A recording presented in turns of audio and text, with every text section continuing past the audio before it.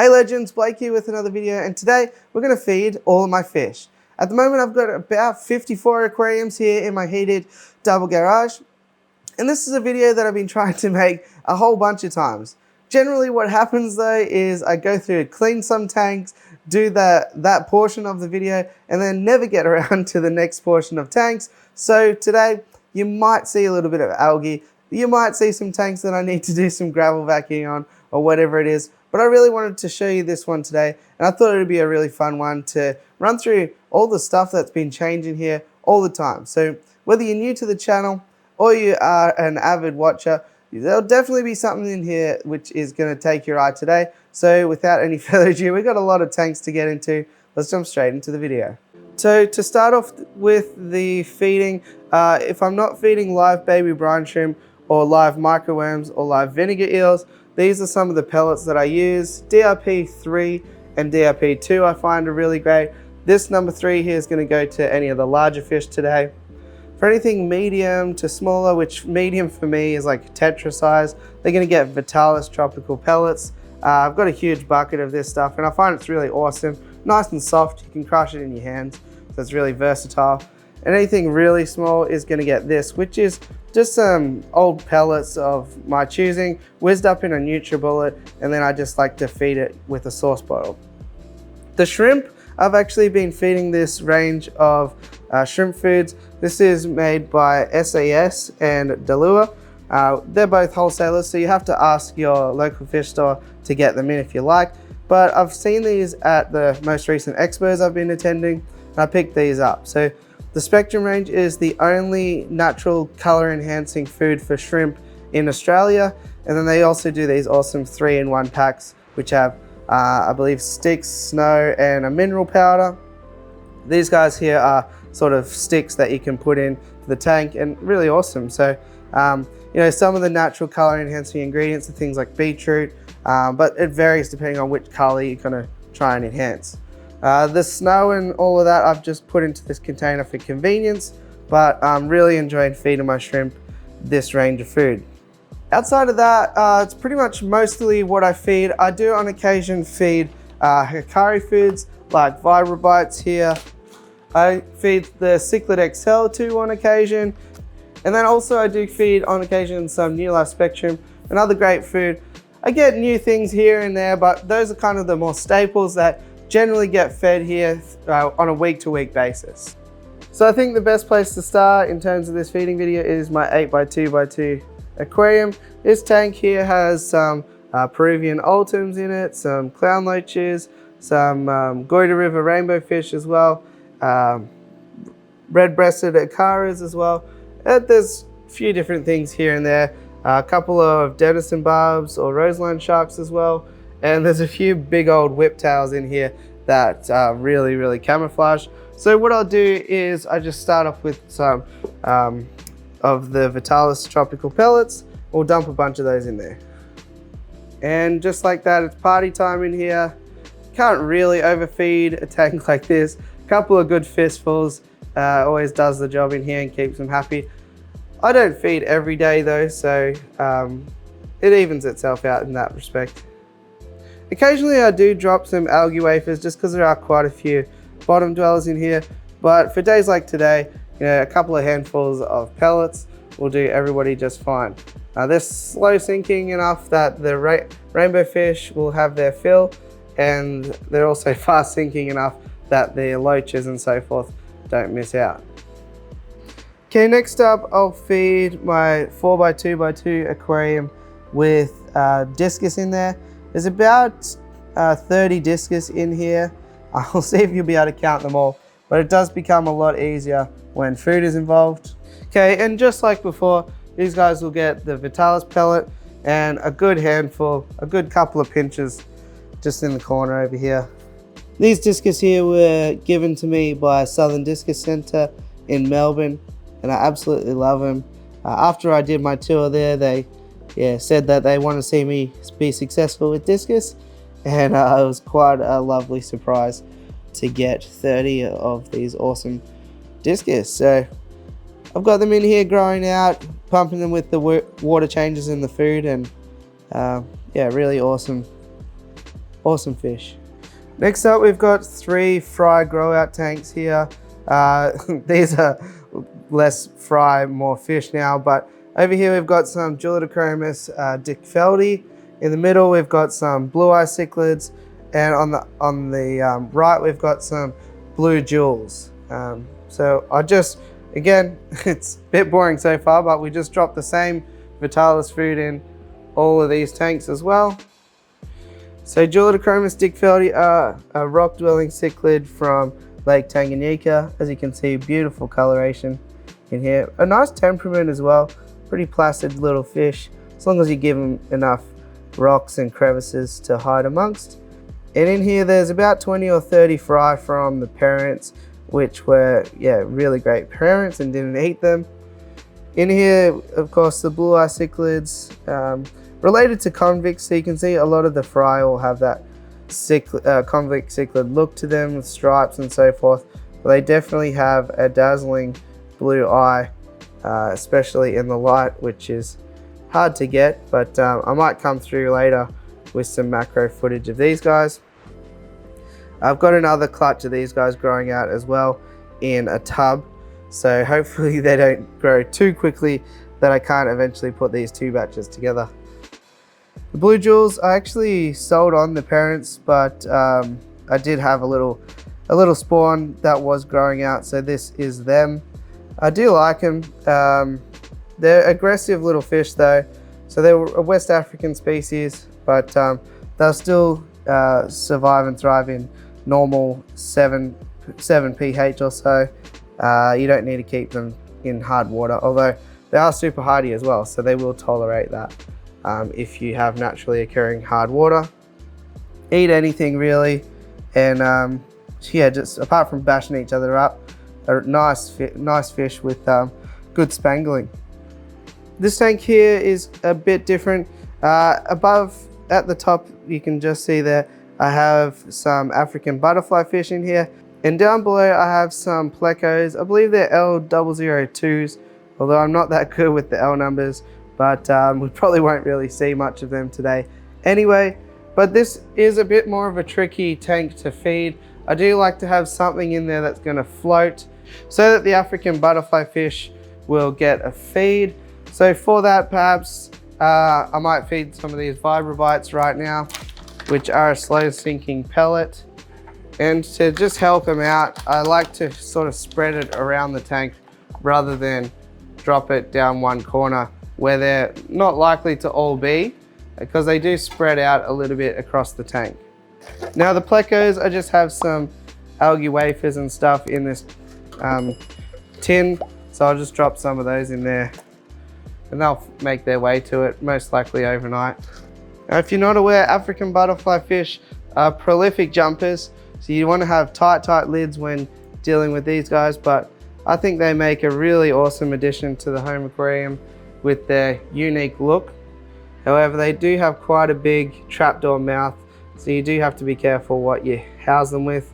Otherwise, you might be providing them some fairly expensive live food.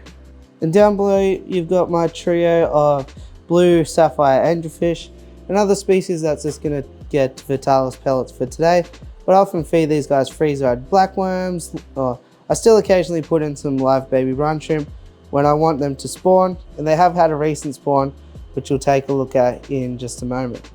Beautiful fish though, and certainly one that's easy to feed. Next tank across, we got my betta macrostoma, an absolute bucket list fish for me, and I've got 3 of them in here, so a trio. Hopefully we get at least a male and a female going. This one here at the back is markedly smaller than the other 2. There's one having an argument with itself in the glass up here. But yeah, I have noticed some bullying. I did previously have 5, and this one or the other large size one basically bullied them to the point that they found the smallest gap in the lid and jumped out. It's another one you need tight lids for. And the colors change quite a bit. So this one here is starting to fade, which I believe is a good indication that this one's going to be a male.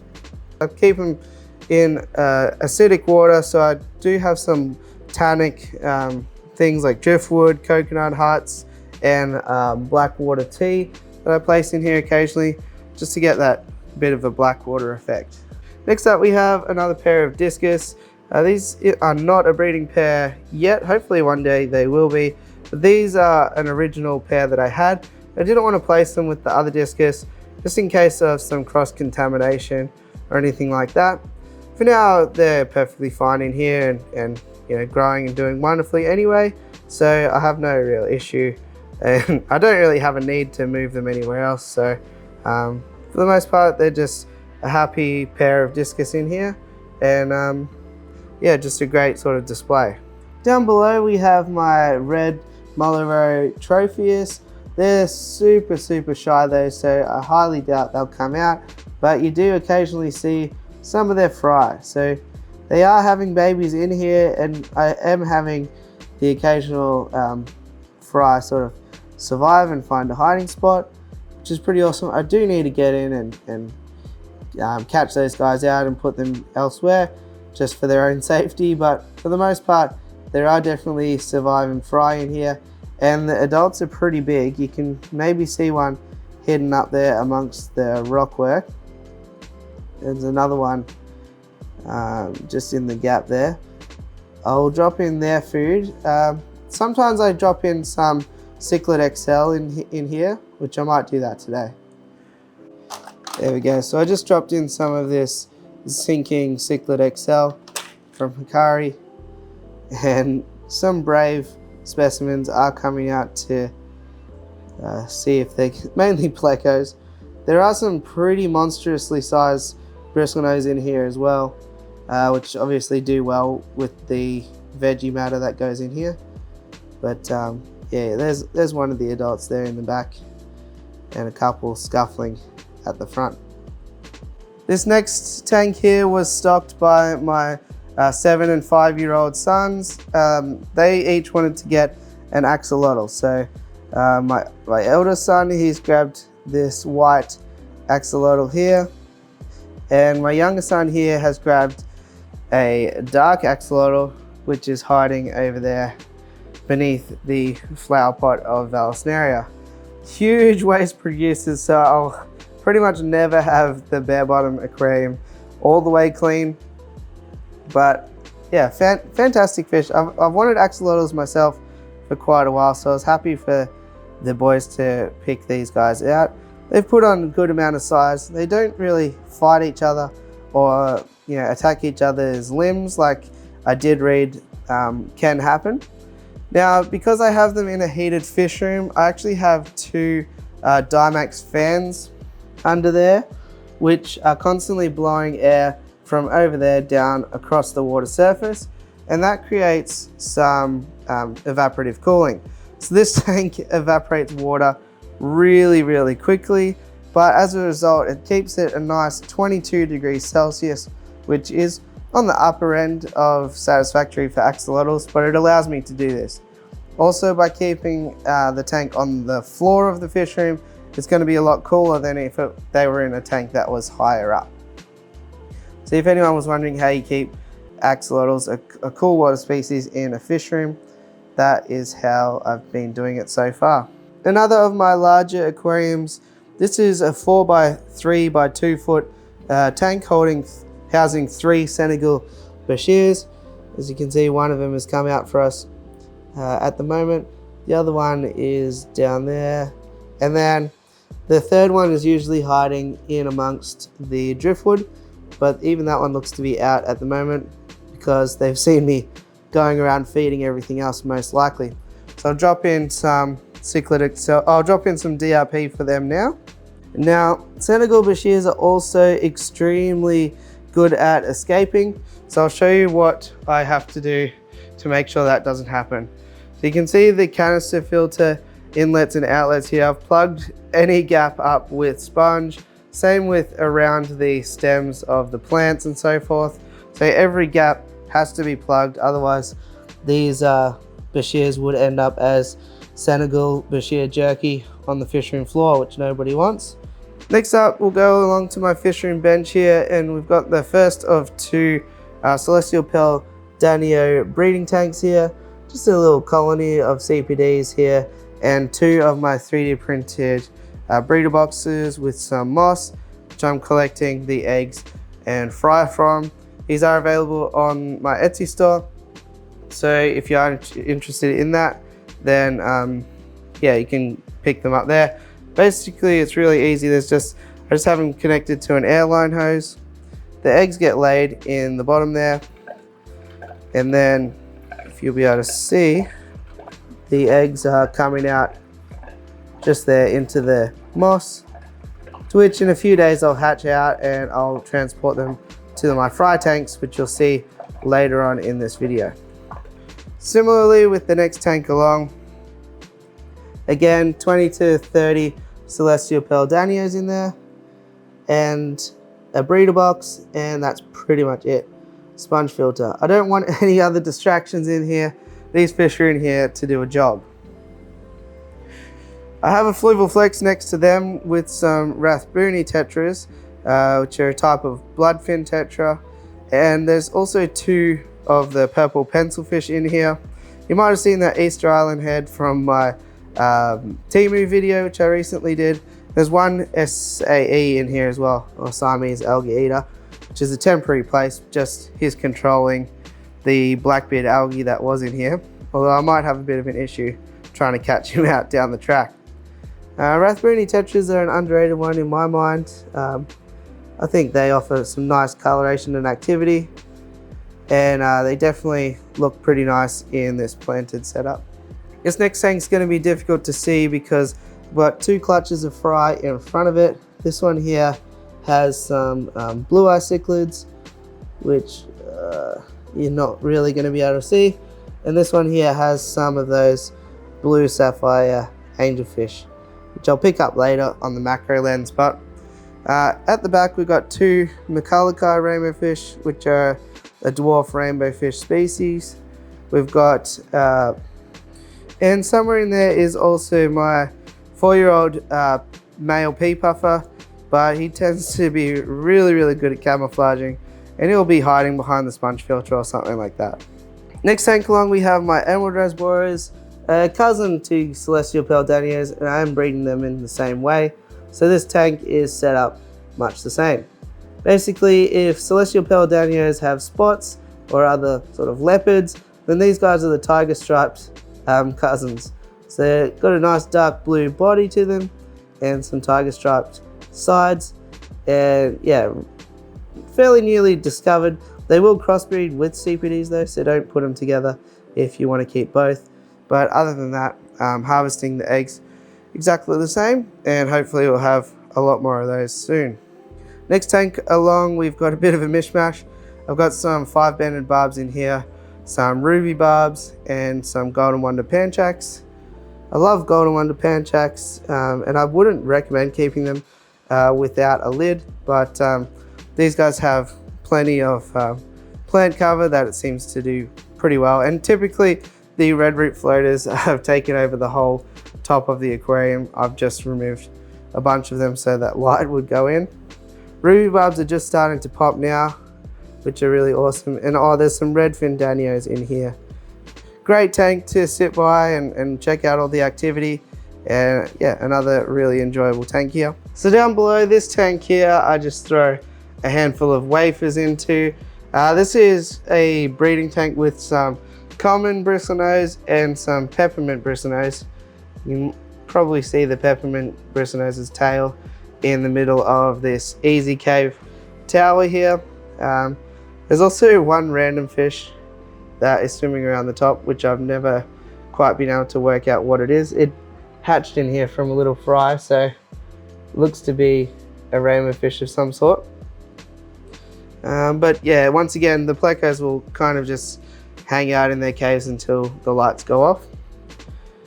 In the tank next door, we've got a pair of Duality transcriptus again, which is the parents from the batch you saw earlier, and they've got a few little fry in there as well, which soon I'll take out and place them with their brothers and sisters. Next tank over, we've got some Duality Dickfeldi, which are similar to the transcriptus, except the stripes run horizontally along their body instead of vertically. Similar temperament, some nice blue sheens to their finnage, and again, just a fantastic little Tanganyikin. They'll just pick at some Vitalis pellets as well. Moving along, we've got some Japanese blue endlers in here, which some have the lyre tail gene. You can see there's the occasional blonde endler as well, which I'll have to manage that, you know, as lines go on. But these are only the first few generations of picking up this line here. Next tank over, we've got some more endlers. These guys are typically sort of more of a wild type endler. I think N class or K class is what they're referred to as. But yeah, just more of a wild type endler, which I really like as well. Some really cool spotting to them. I'm interested to see what the future generations of males look like in here. But so far we've just got a trio, which will hopefully breed for me as time goes on. Next tank over, we've got these Guppies here. These were sent to me from a subscriber to the channel. He wanted to test out some shipping and how it would go, so I was a guinea pig for him. And in return, I got some really cool looking sort of lavender pastel Guppies here. So the males look really cool. The females pretty good as well. And overall, just a nice healthy line of Guppies. And as you can see, I'm quite fond of endlers and Guppies at the moment. And as we continue the trend, I've got some tiger endlers in here, which are definitely a line that I've wanted to pick up for ages. I recently got them from Eliza at Handpicked Aquatics. She was running a promotion where you get 5 pairs of Guppies or endlers, and these came as part of that. So really happy there, and the male looks insanely good. And then the next tank over, I've got some Gardener Eye Killifish. Really fantastic killie. These guys are not an annual killie, so they're not gonna die off after 1 year. They'll survive for 2 to 3 years, and in return you'll get some really cool behavior. And yeah, just a pretty easy tank with just some cool fish in there. They get along pretty well, but as with all killifish and top dwellers, really tight lid on there because they are jumpers once again. Next tank over, as we start to look into my 4-foot rack here, I've got some stir-by corridors. I'm not exactly sure how many there are in there. I think there must be about 14 at the moment. And yeah, I really love stir-bys. I'm hoping that they'll breed sometime soon. I'll have to do a big water change after feeding some worms or something like that to really get them going. Although if they did breed, I'd have no idea how I'd get the eggs out. I really love some of these plants, like this green tiger lotus here, which is doing really well. Some hydrocotyle, tripotita, Japan, and some of my more interesting sword plants. So yeah, another fun tank to sit by and watch. This tank here, unfortunately the light does interact in that way with my camera, that there are some lines, but these are some Sankei swordtails or tricolor swordtails. Really love these guys, and they always get heaps of comments whenever I show them in videos. There are some really weird looking fish being thrown from them. However, it's an absolute nightmare to get in here to catch out fish. And then what will happen is I'll tear the whole tank apart, catch the fish I need to catch out, and then, you know, another little baby will pop up here or there, and it's becoming quite annoying. So I'm not exactly sure what I'm going to do. Probably stop being so lazy. This Tanganyikin here is an Australian native, and it was given to me by Jason at Australian Biotopes. Really good guy, so thanks heaps for that, Jason. Red tiger lotus is not doing as well as the green tiger lotus, but still another absolute favorite plant of mine. Cryptolancy as well, another one that I absolutely love. So again, a really enjoyable tank. And yeah, this one's having some light issues, so it's not quite as lush as the other one, but I'll attend to that pretty soon. This tank here down below is a Tanganyikin Aquarium that contains my adult group of Duality transcriptus and some Neolamprologus multifasciatus, or multis, one of the more common shell dwellers. And I just thought it'd be really interesting to do a tank with shell dwellers and rock dwellers together. And I found it to be really, really harmonious. There's heaps of shells in there that you can see. There's heaps of rocks too, so they all have plenty of territory that they leave each other alone. And they've both been breeding and pretty prolific in here. So really enjoyable tank once again. This next tank along in the 4-foot rack has my blue Eye Cichlids. So these guys are pretty aggressive little fish, but what they come with is a really nice show of color, especially in breeding dress like that pair is there. This pair actually is constantly breeding and bullying everything else over to the side of the aquarium. But yeah, I really like these guys, and I think they're an underrated fish that you just don't often see, or I don't, at least in my local area. So these guys get some DRP3, and it's about the only time the group comes all together to eat before bullying each other over to the side of the tank again. So next up, the smaller tanks at the top of the fish room here. I'll run through what's in each of those very quickly. So this one here is my black worm culture, just some smooth river rocks, and I just drop in an algae wafer every now and then for them. Next one, you can see the water's a little bit green, and that's because this is my moina culture. Moina are a small species of Daphnia, so I just whiz in some spirulina powder into this tank every now and then, and the moina seem to really love that. Next up, I've got some redline endlers here, and they get pellets just like everything else. Pretty much a little pinch of Vitalis does these guys most days. Next tank along, I've got a spawn of bedders that is growing out. These guys get similar to what you'd feed your normal bedders at home, just a pinch of Vitalis pretty much. Get some baby brine shrimp in there occasionally though as well. In here I put my grow out of emerald raspberries. They're super tiny at the moment though, so there's not a lot to see. And they will just get some micro worms. I'll put in there via a paintbrush and make sure that that gets all the way around the aquarium.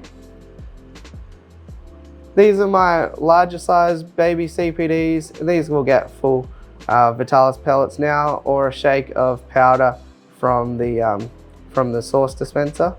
A smaller batch of CPDs, these guys will get the sauce bottle powder and maybe some microworms on occasion, some brine shrimp on occasion as well. This tank here has, basically eggs and hatchlings of CPDs. So the smallest foods, microworms, vinegar eels, and some powder as well. This tank here has some chili raspberries. These guys will get some baby brine shrimp, especially when I'm trying to condition them to breed.